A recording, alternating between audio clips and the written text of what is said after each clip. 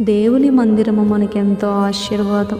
ఆయన మందిరములో ఒక్క దినము గడిపినా అది మనకు 1000 దినముల కంటే శ్రేష్టము కనుక ఆయన మందిరానికి వెళ్ళటానికి ఎన్నడూ నువ్వు నిర్లక్ష్యము చేయవద్దు. ఆయన మందిరానికి వెళ్ళటానికి ఎప్పుడూ నువ్వు సిద్ధముగా ఉండుము, సంతోషంగా ఉండుము.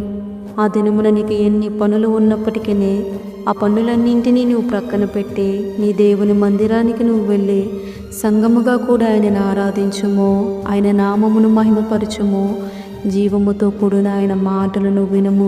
ఆ యొక్క మాటలు నీ జీవితంలో ఎంతో మేలును జరిగించును, ఎన్నో కీడుల్లో నుండి నిన్ను తప్పించును. కనుక దేవుని మందిరానికి సమయానికి సిద్ధపడి వెళ్ళి ఆయనను ఘనపరిచి ఆయన నామమును మహిమపరచుము.